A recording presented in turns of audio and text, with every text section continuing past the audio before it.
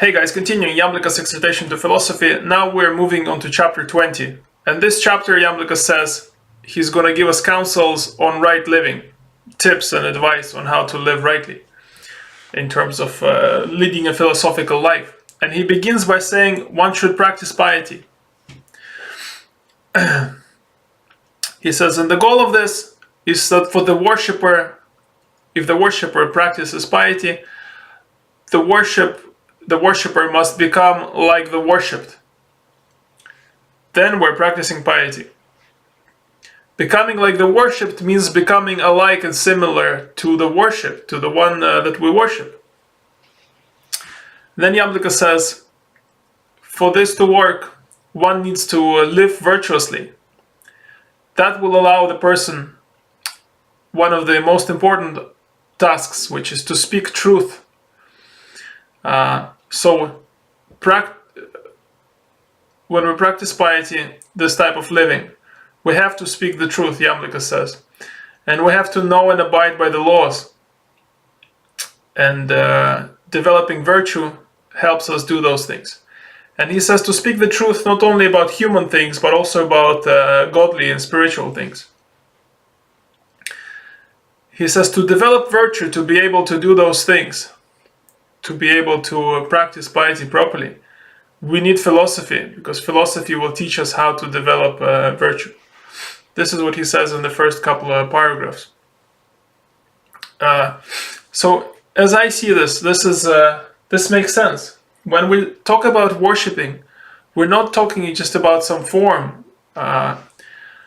whether it's Buddha or Dionysus, we're talking about, or Jesus or anyone.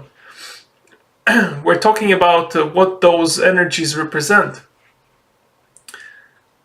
And if we want to worship correctly, as Iamblichus says, we have to become like them, which means we have to become just. Justice must be at the core of it. Remember, justice is organization, it's order.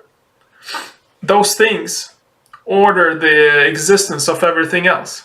That's why there is no chaos. That's why there's no, my face is not falling apart as I speak, and horns are not being sort of born out of my head, and my eyes are not changing color. There is order to things. And that order comes down from above. And order, as we remember, is justice. So we have to be just. And order is truth. Truth is a consistency. So this is my interpretation on this teaching. So truth is very important. Without truth, we cannot have order. So it could be argued that that which we worship, whatever the religion you might follow, or even no religion, whoever you worship, the thing that is above, that organizes everything else, that thing, or that whatever it is just, it is orderly, and it is truthful. There is no dishonesty in it. So by developing those characteristics in ourselves, we're becoming alike that thing that we worship. Whatever name you give to it from whatever religion. But to do those things, we have to live virtuously. And to live virtuously, we need to know what virtue is. We need to study philosophy. And also we need to do all the other things, like develop self-control over our base desires. So that's it. Very straightforward, small part of this chapter. There's a lot of videos for this chapter, so about 6 or 8. That's it. Let's do a quick meditation now, and we'll finish on that.